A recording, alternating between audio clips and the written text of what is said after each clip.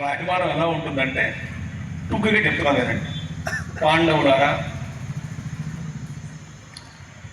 జీవితంలో ముఖ్యమైనటువంటిది మోక్షమే.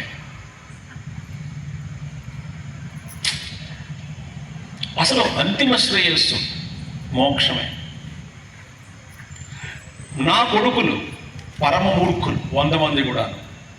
మూర్ఖ శిరోమణులను కూడా శిరోమణులు, మూర్ఖాగ్ర శిరోమణులు చెప్పుకోవచ్చు.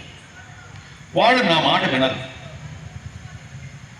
వాళ్ళకి చెప్పినా అర్థం కాదు, పరమ మూర్ఖులు. కాబట్టి మీరా జ్ఞానులు, విద్యావంతులు, సంస్కారవంతులు, మీకు శాంతి కావాలి.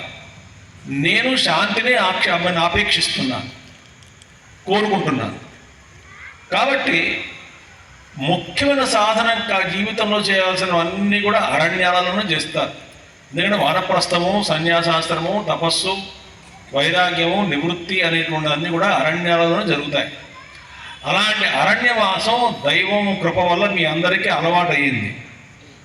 12 సంవత్సరాలు మీరు శాంతిని కోరుకుంటున్నారు, నేను శాంతిని కోరుకుంటాం. కాబట్టి మీరు ఎక్కడున్న వాళ్ళు అక్కడే ఉంటే అరణ్యంలోనే నార్మల్గా వీళ్ళు ఎలాగ మాట వినరు కాబట్టి శాంతి స్థాపన జరిగిపోతుంది. ఇది ముఖ్యమైన సందేశం. ఇది విని మీకు ఎలా అనిపించింది? బాగుందా ఆయన సజెషను? ధృతరాష్ట్రుడు అంత దుర్మార్గుడు అంటే ఆ విధంగా చెప్పాడు. పుత్రమ్యామం కొడుకు వదులుకోలేక ఇంకా ఇది పాండవులకి మండింది చూడండి. అందరికీను ఒక ధర్మరాజు మటుకు శాంతంగా ఉంటాడు. భీముడు ఉగ్రం, అర్జునుడు, నకులుడు, సహదేవుడు, కృష్ణుడు అక్కడే ఉన్నాడు. కృష్ణుడు పాండవులు వింటున్నారు.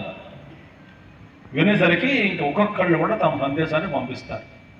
భీముడ బాగా కోపం, ఉగ్రరూపుడైపోయి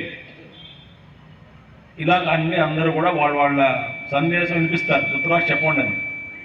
ధృతరాష్ట్రుడు చెప్పండి, మీరు ఈ విషయం ఒప్పుకోమేమని వాళ్ళ సందేశాలు ఇస్తారు.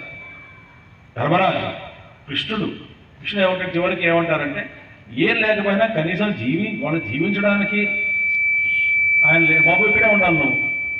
మీరు 1.5 గంటల సేపు నాకు